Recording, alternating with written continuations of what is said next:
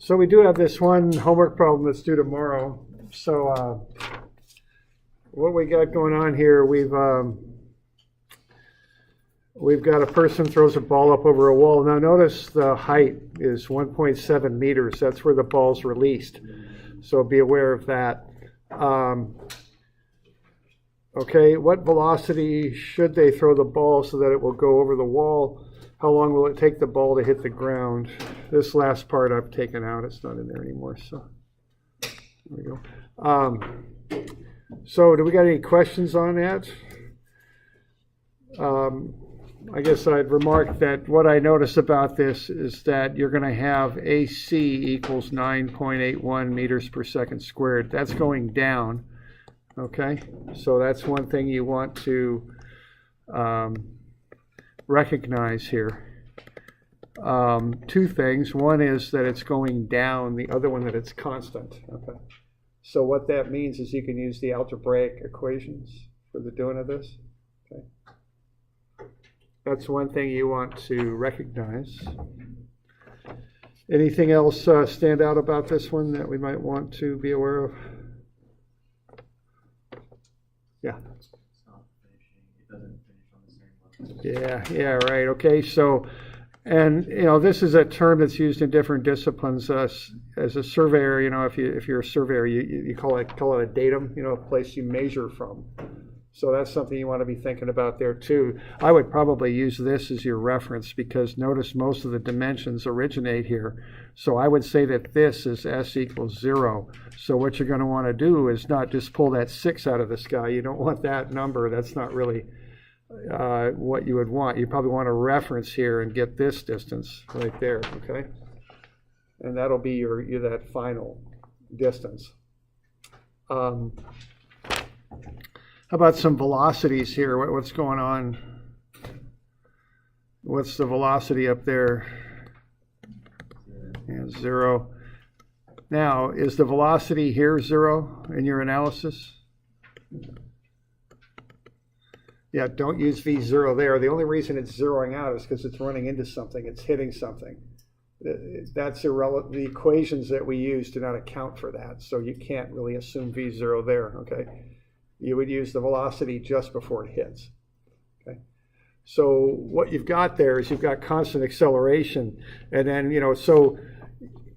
I think the instinct sometimes is to jump in and start running equations and doing all this stuff. But just take a moment and look at it and kind of get that stuff in your mind straight. I always draw pictures. The more the better because it helps me to see what's happening and I can analyze things then. Okay, so you're going to need to find that distance right there. Okay. Not that hard of a thing to do, but you do need to find that. That's going to be one of your distances. Your S0 here is going to be 1.7, okay? All right, so then what you've got is, remember, you've got a finite number of things to use. There are 3 equations that you can use to analyze this stuff with, and there they are. Okay, so you want to, be thinking about that. On that first one, the ball will release, okay, what velocity will they throw the ball so that it will go over the wall, okay? So if it goes over the wall, what is it has to peak right there. It has to reach a certain height, doesn't it? So V is going to be 0 right there, and that will be, it has to go up 10.4 meters to go over the wall, all right? So you know that, you know the acceleration is this, and that's 9.81 meters per second squared, and that's constant. And so you want to find that velocity at the release point, okay, which is here. All right. So you've got some information there. You've got the height, you've got the velocity at that height. So that's S. That's S, or there. This is S0 right here. And then you've got V, and so the variable you're after is V. So you want to find V, and what you know is S0, S final, AC, and V final, okay? So you just want to look at the equations that you have available and find the one that'll get you what you need. Sometimes you have to, apply more than one equation, but I don't think you do on this one.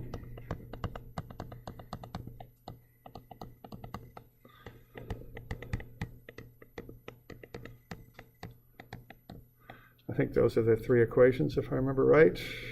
Nope, I busted that last one there, didn't I?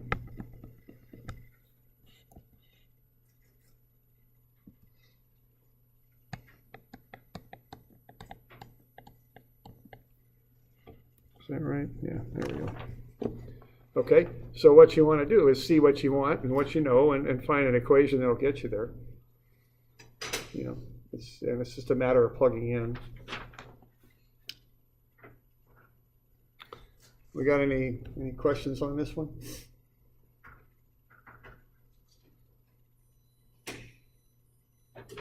All right. Okay. And part 2 is similar. How long will it take the ball to hit the ground? And on that one, you're looking for t. All right, that's what you're looking for, and the beginning height and the end height. So there's an equation there that you can use to get that one figured out, if you like. All right. So, got any questions on that one? Did I have the answers for that or no? Yeah. I do. Okay. So we good? All right. There we go. Okay, so that's due tomorrow. Okay, remember I can't remember if I gave you a blank sheet to work that one out on or not. I don't remember. I think maybe I did. Yeah, you did. Okay. So you can just use that blank sheet. It's sheet 1A, I think. And it's just right there. If you got the packet, I didn't give it to you if I had that stapled stuff out. So if you don't use that sheet, then go ahead and use the proper format when you turn the problem in. But if you have the packet, I think it's page 1A, you just fill that out. So a lot of these problems, I just give them to you. I give you the blank sheet to work them out on. Okay. All right. So we good? We good? Any questions? All right.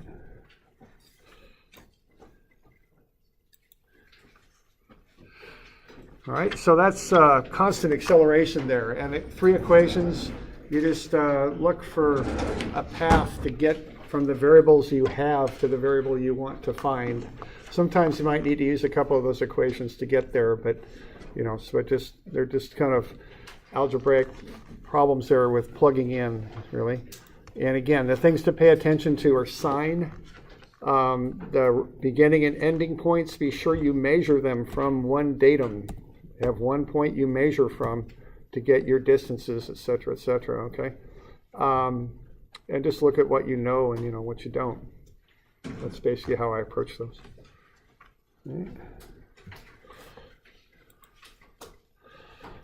All right, now, last time we looked at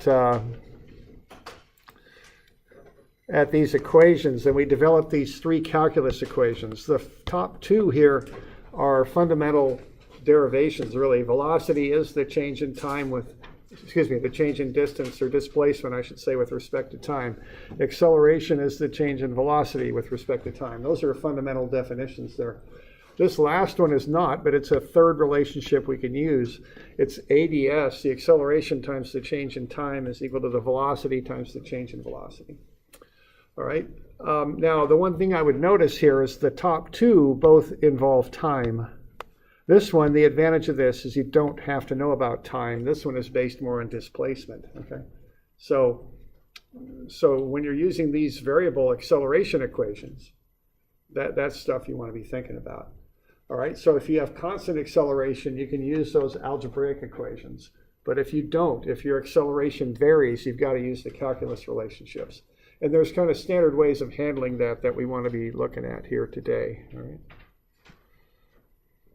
So let's look at a couple examples. So 133, let's start with that one. What we've got is the velocity is 6t minus 3t squared. Okay, we've got that. The block starts from rest at a time equals 0. All right. So that's a statement we've got there that we might want to use. And then we have the velocity given there. And what we want to do here is find what's happening at a time of 3. So this is on page 133, which is a good ways into the packet if you have the packet. It's probably almost halfway through the packet in there. Remember, I start the pages, the note pages on page 110, and then I number them essentially by tens, but sometimes I fit new pages in. So this is somewhere between 120 and 140, 130, okay, or 130 and 140, actually, okay. So you have to kind of get through the homework first. The homework is pages 1 through about 34, but there's a lot of extra ones tucked in there, like 1A and 2B and stuff like that. So just keep flipping through sequentially until you get to 133. The interval on the page number is kind of funny, but they are in order. 130 in this packet. Is it 130? Maybe in mine. Well, no, it's probably, this is old, you know, I don't change these all the time, so. Yeah. 130? It's been edited at some point. So yeah, there we go, thanks. So 130? Okay, there you go, thanks. Okay. Well, there we go. So we've got the block starts from rest at a time equals 0. So off we go here. Now the first thing I want to do here is determine whether I can use the algebraic equations or I can't. All right, that's the first thing I want to identify. That depends on the acceleration. Now I'm not given the acceleration directly on this. I'm given the velocity. But what I know is that the acceleration is the change in velocity with respect to time. So if I take a time derivative of that velocity, I'll get the acceleration, okay? A derivative based on time. Now, you got to pay a little bit of attention to this stuff. I am taking a derivative with respect to time. The variables in this relationship are time, so that's a good thing. They match. I can go ahead and do that, all right? So what I'm going to do is take the derivative of 6t minus 3t squared, okay? So v dot, which is, let me kind of write this chain out here, dv dt, the change in velocity with respect to time. I could also call that v dot. A dot means a derivative with respect to time. It's just a shorthand notation, not for any derivative, but for a derivative with respect to time, okay? Because we use a lot of those. And so what that is acceleration.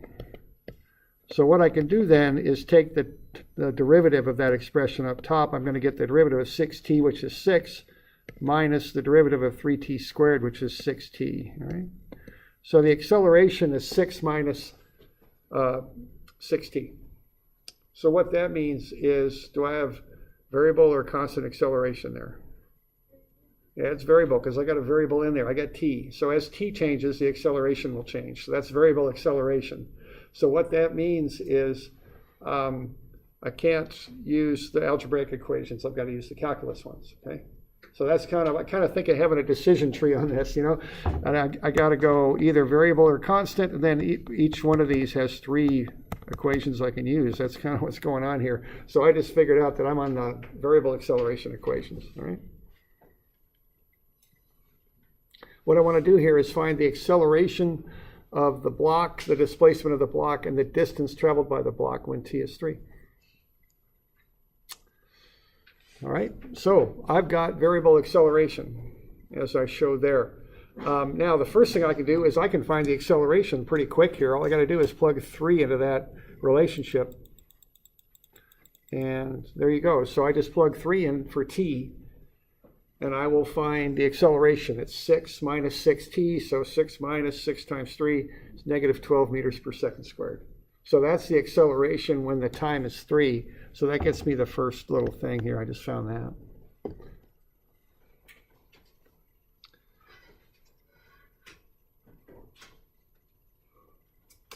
All right, so I just took a derivative there. Now I also need to find the displacement and the distance traveled by the block. Now I got 3 equations to use to get this done. Now notice I'm after displacement and distance. Those are, if they're vectors, they're called r. If they're scalars, they're called s's. So which equation would I use of the 3 I have written down there? If I want to get back to displacement, how do I do that? Which equation would I use? This is like a game show. Is it door number 1, door number 2, or door number 3? What am I looking for? Okay.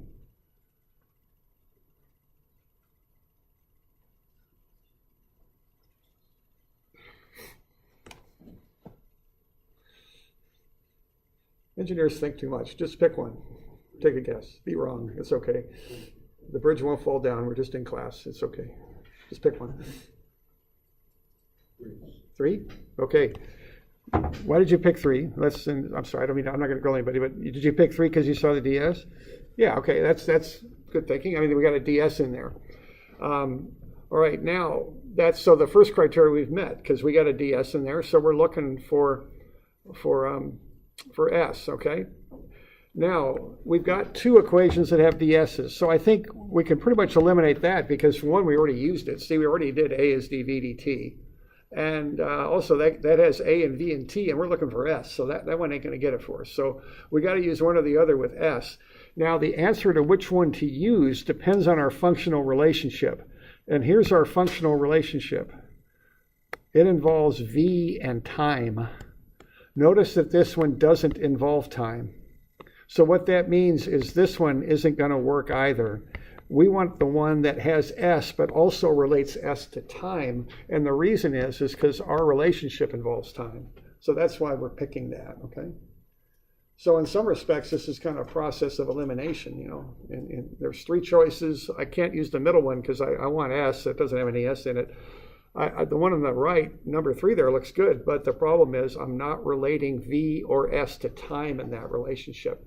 I'm relating them to displacement and velocity, and that's not how this relationship is set up. This is set up to relate velocity to time, so I think my best shot is that one. Okay, that's my thinking on this, okay? So, you know, the answer is important, but how I get there, of course, is maybe more important, okay? Y'all okay with what I'm talking about there? Okay. All right. Now, what we're going to go through here is kind of the standard drill on how you analyze this stuff, how you do this. So we want to kind of get this figured out, okay? What we got is V is 6t minus 3t squared. Well, what we know is that V is actually ds dt, see? That's what V is. It's the change in displacement with respect to time, okay? So what I'm going to do is take that ds dt and I'm just going to plug it in for V. That's what I'm going to do. Now I got ds dt. The change in displacement with respect to time is 6t minus 3t squared. Okay, so I got that. Now I need to solve that out. And what that is, that's a differential equation, really is what it is. So if the change in displacement with respect to the change in time is 6t minus 6t squared, what that means is the change in displacement is the 6t minus 3t squared times the change in time. Okay? And what I've done, I've sent that dt to the other side of the equation. And see, that's going to work out pretty well because I've got a dt and I've got a function involving t. I've got those on the same side of the equation. See, I can work with those because they all involve t. That's what's happening. Then I got ds on the other side of the equation. So what I'm saying is at any instant in time, if I look at that little incremental change in displacement, it equals this function here times the change in time. Okay. Now what I can do is add those things up over an interval. See, I've got a problem here in that I've got ds and dt. What I want to solve for is s, not ds, but s. So I got to find some way to take that ds and convert it into a full displacement s. And the way I do that is I'll add it up over an interval, which is, to do that, I take an antiderivative, an integral, okay? So I'm going to add up all those little ds's and equate those to adding up all the 6t minus 3t squared dt's. Okay, that's what I'm going to do. So to accomplish that, I integrate. I take an antiderivative. And that's the fundamental theorem of integral calculus. Remember that? So that's what I'm doing. Now, the thing here is what I have set up there is an indefinite integral. And when you do those, you pick up constants. I don't want to do that. I want more of a definite integral is what I want. So what I want to do is add these things up over corresponding intervals. I can't just add them up arbitrarily. I've got to start the addition process at one instant, one particular point that is the same for both sides of the equation. I want to end it at a point that is the same for both sides of the equation. So the way I express that is through limits of integration. Okay? So what I want to do is I want to put limits of integration in there and turn those into definite integrals. That way I can relate these two things together and get the ds turned into an s and the dt turned into a t, like what I want to do here, okay? Now look at that top sentence. What does that top sentence say? T equals 0. Yeah, it says when t equals 0, what does s equal?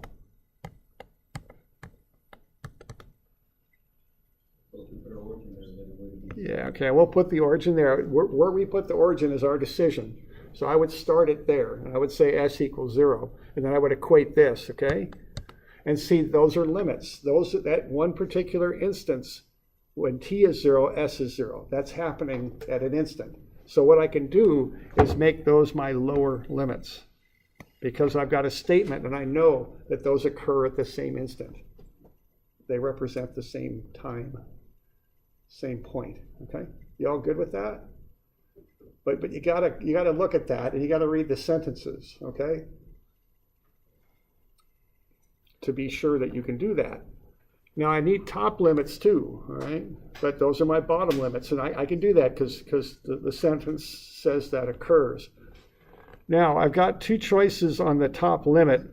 Now what I want to do, I'm looking for s. So I'm going to put that in there, okay? That's where I want to stop this process at s. So that's what that limit means, stop integrating at s. Now what can I have two choices for t. What are the two things I could put in there for that top limit on the right? Okay, 3 is one of them, because I want to know what's happening at 3. The other thing I can do there is I could also put in a t. Now, normally what I like to do is keep these generalized, because I don't know if I put in a 3, what I will get for that right-handed integral is a number. And that may or may not, that'll get me the answer for this particular question, but if I end up having to answer other questions, I can't use that very well. So what I want to do is I want to put a variable in there, normally. I can always plug 3 in for t after I do this. So I can find out what's happening when t equals 3. But if I put t in there, I've got a variable, I have a functional relationship, and I can find out other things about that relationship if I need to. So generally speaking, when I do these, I put 2 letters on the top. That gets me flexibility in what I do with my result. If I put a number on the right, I just get a number and I'm done. I can't do anything else with that, okay? So if I don't know better, what I do is I put in letters up there. So s and t will be my limits, okay? So here's my little explanation, and you know, write this in your notes somewhere, okay? Remember these little things the instructors say that are kind of pivotal on these processes. Write those down in your notes. Just don't copy what the instructor puts up on the board. Write down these little pointers, okay?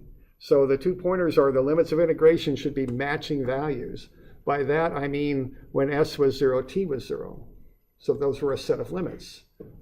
And then leave these limits as variables. This will allow you to do more calculus and algebra with the resulting equation, okay? So if I leave s and t as variables, I get a functional relationship that I can do more things with. If I call t 3, I've got a number on the right, and I can't do anything more with that. It's just a number, okay? So y'all okay with that business there? Because this is a process, we're going to do this a few times to get this one kind of figured out, okay?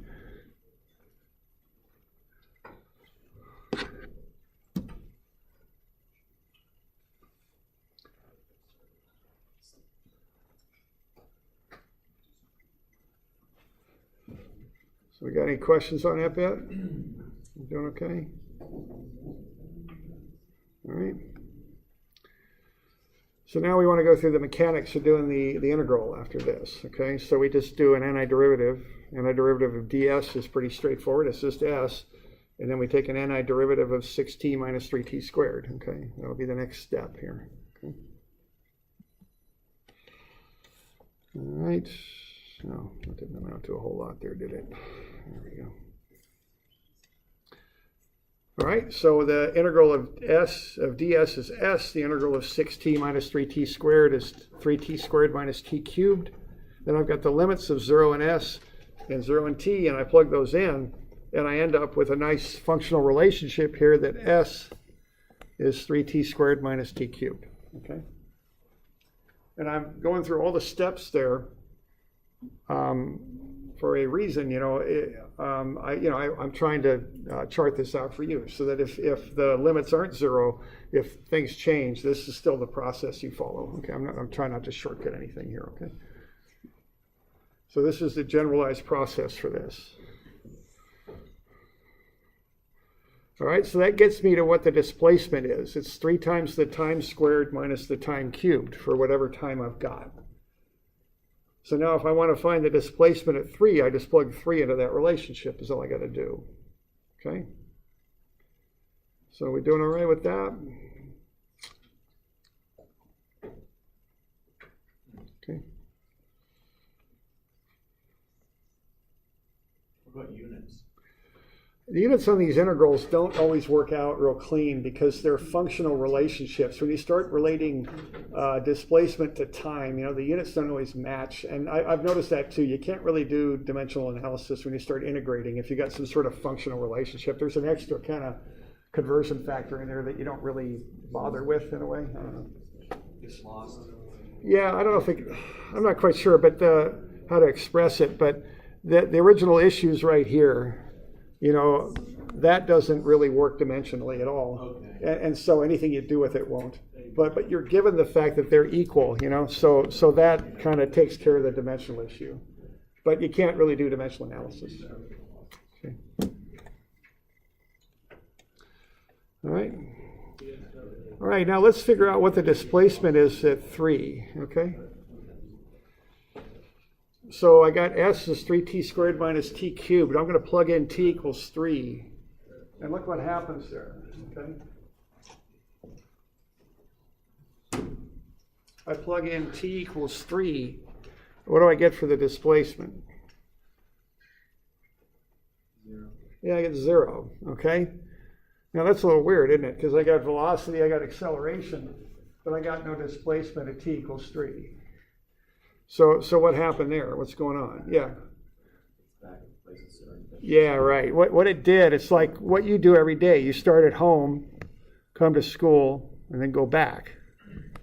You got a distance that you traveled, but your displacement's 0, even though you went off somewhere and came back. Okay, that's what's happening here. Okay. So if we want to find the distance traveled, what would we do? What's the little thing we know about that green pathway that I just drew that'll help us figure that out? What's the key to that?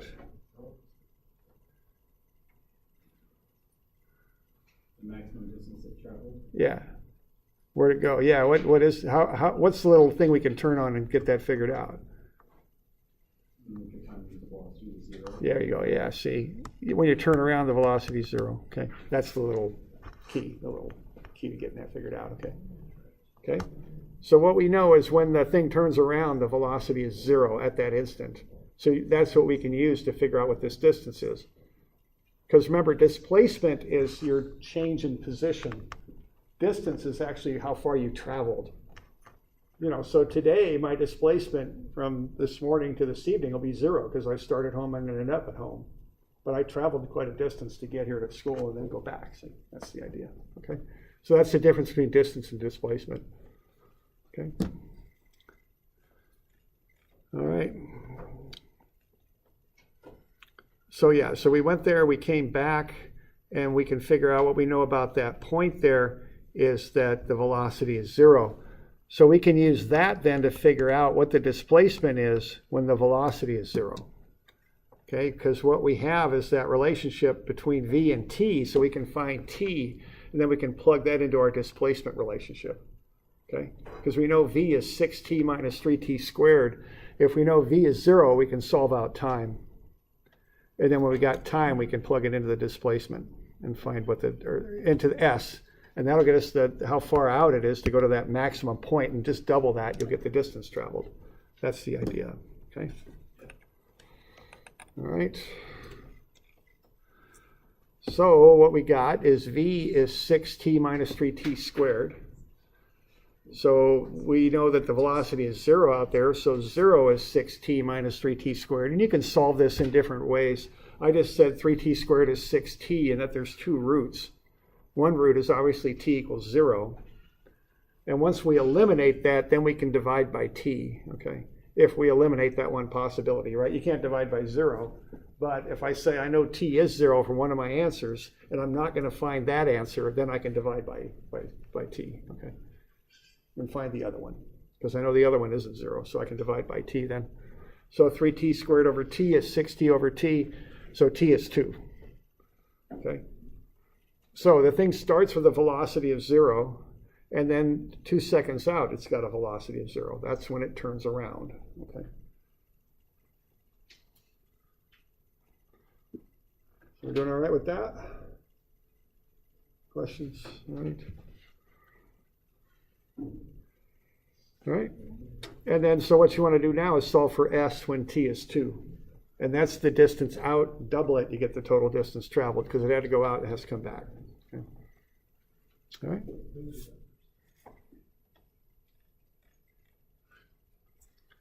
So s is 3t squared minus t cubed. Put in 2. 2 squared times 3 is 12. 2 cubed is 8. The difference is 4. So it went 4 meters out, 4 meters back. So the total distance there is 8 meters, even though the displacement is 0.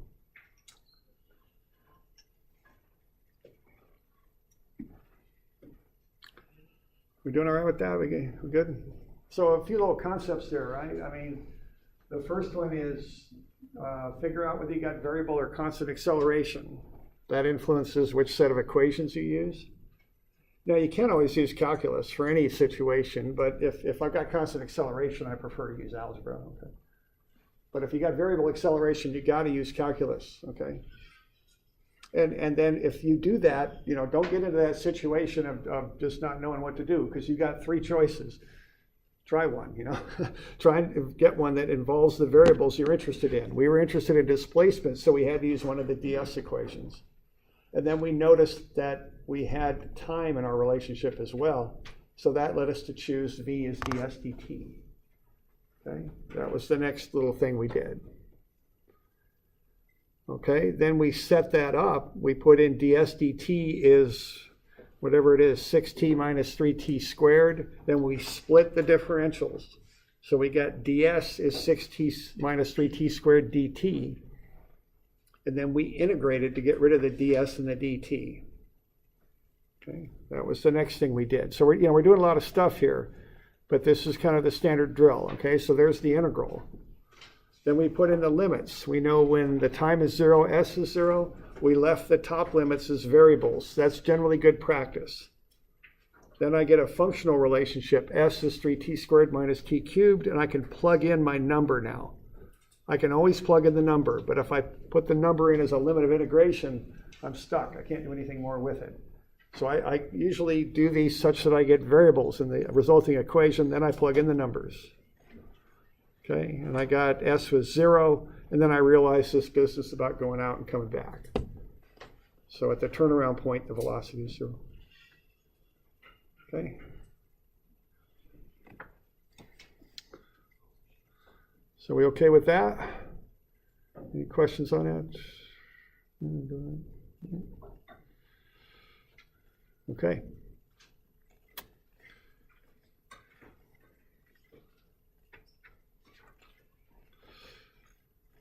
All right, so that was interesting, right? Let's look at another one. Let's say we got a spring here. So let's say we're going to have this shock absorber kind of deal. So we're going to take this block, or what are we doing with this thing? We got a linear spring. We're going to slow the block down with it. So that spring is kind of like a shock absorber. There was a time if you had suspension troubles, you bought a $30 pair of shocks and put them in your car.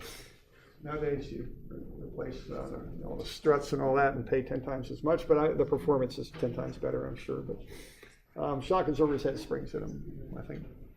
Well, actually, you still got springs in your car, I guess, dampening some things on the suspension. But here we go. So we got a linear spring. We're going to take the velocity and slide it into that spring.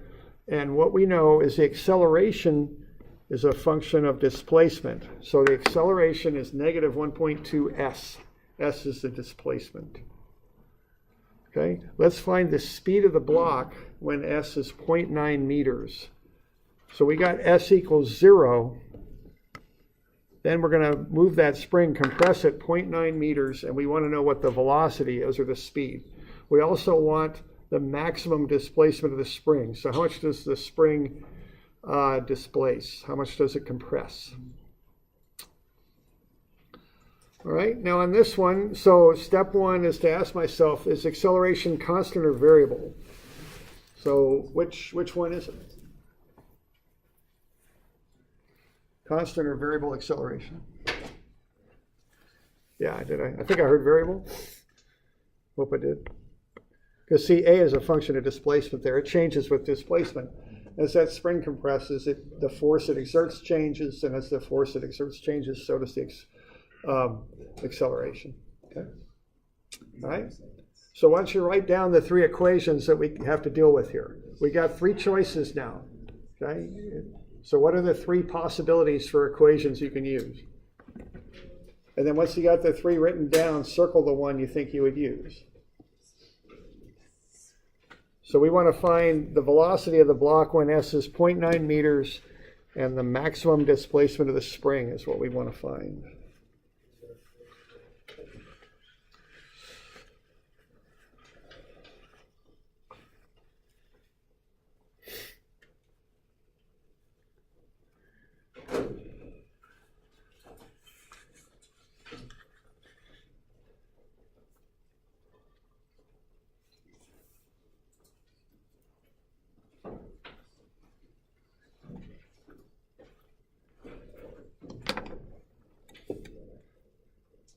Okay.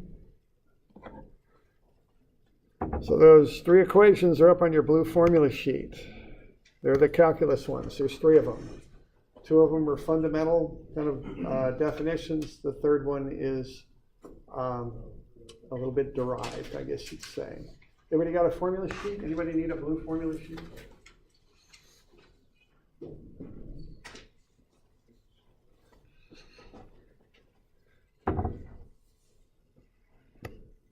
So what do we got? Do we got V is ds dt, and A is dv dt?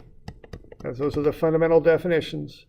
And then what? ADS is v dv. Those are three equations? Okay. Now which one are we going to use? You suppose? Third one. Third one? Okay, why would you use the third one? No time. Right, there's no time in there, okay? See, what's going on, we're relating A, acceleration, to S, displacement. Notice there is no time in that relationship, okay? It's not in there. So I want an equation that relates A to S, and look at that, ADS. See, they're right there, okay? They're relating together, and there's no time in that relationship. I can't use either of these because they involve time, and I'm not told anything about time. There's nothing about time in this problem statement. So I'm not going to use time here, okay? So part of this is recognizing that the relationships work for that third equation, and the other part is the process of elimination. I've got nothing to do with time in this relationship, so I can't use those dt ones because I don't know anything about time, okay? So that's the thought process here, okay? So what I'm going to do is I'm going to plug this in for A. Because I know that A is negative 1.2 s. Okay. So A is negative 1.2 s, so ADS is VDV. So negative 1.2 s ds is VDV. Now a couple of things on that. See, this works out really well because my A is negative 1.2 s. I've got my s paired with the ds. See, that's good. I can integrate that. You can't just cram s in with a dt differential. You can't integrate it. They don't relate to each other, okay? But here s relates to ds. S doesn't relate to dt, so you can't just force that into an integral. It just doesn't work, okay? But here I've got s matched with ds. That's fine. I can integrate that. Now the other thing I'll point out about this is vdv. You don't have to know anything about velocity. That's in the equation, but that's set up and ready to go because v, again, matches dv. I can integrate that. Even though I know nothing about it, I didn't plug anything into it, that's just ready to go. See, I can just throw an integral sign in front of that and go with it, okay? So that's kind of what's going on here. So one of the important things about this calculus stuff is the variable, in this case the s, has to match the differential, the ds. The variable v matches the dv. You have to have that in order to integrate, okay? And you can play around with your equations and move things to one side of the equation or the other algebraically, even though a calculus teacher will tell you it's not actually algebra you're doing, but it follows the laws of algebra. You can do that to get stuff to line up, you know. But before you integrate, you've got to have the variables match the differentials. That's how the integrals work, okay? All right? So there you go. So now what's the next thing to do? We got an indefinite integral set up there, so what's the next step? Yeah, limits, okay? So why don't you put limits into there and just look back at what we did last time, think it through, and just do something. You know, don't let's take a minute. Put limits in there in a minute. Okay?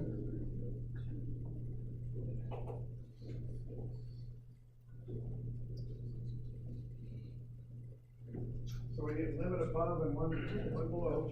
Okay, we'll propose only 0.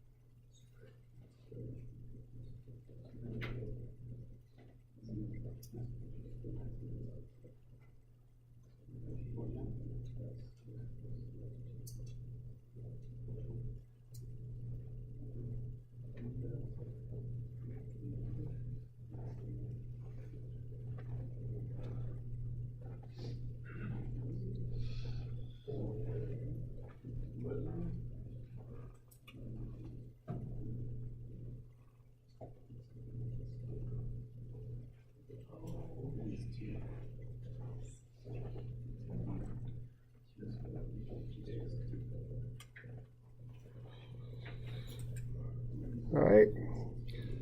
So what do we got for the lower limits? What do we got? What do we got on the left for the lower limit? 0, yeah.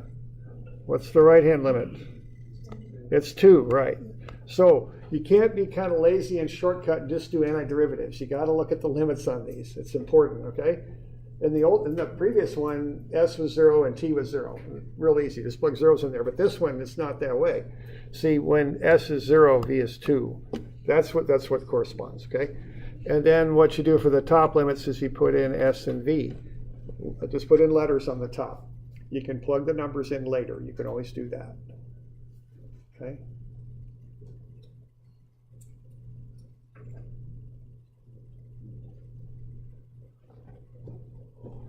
So we good on those questions? But that's a kind of important point. Okay. Important points sometimes show up on tests. Okay, because I want to be sure you got that to understand the integration process. So just get that one figured out. Okay. And just don't do an antiderivative automatically. Plug in limits. Okay. Okay. Now the integral is a little bit involved on this one. So there's the integral, negative 1.2 SDS. We're integrating from 0 to s, so that's easy enough. It's 0.6 s squared. Plug in the s and the 0, and I get negative 0.6 s squared. The right-hand side, the integral of v dv is v squared over 2. I plug in v and 2, and then so I've got v squared minus 4 over 2 is equal to 0.6 negative 0.6s squared. So I just multiplied through by 2 to clear the fraction. Okay, so there's the integration process.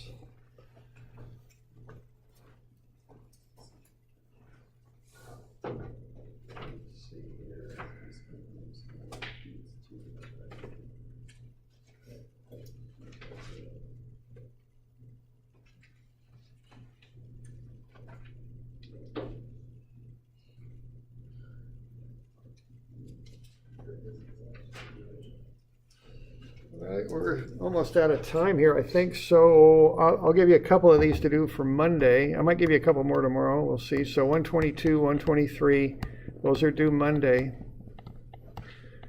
which I think is the 13th, no, 6, 7 plus the 14th.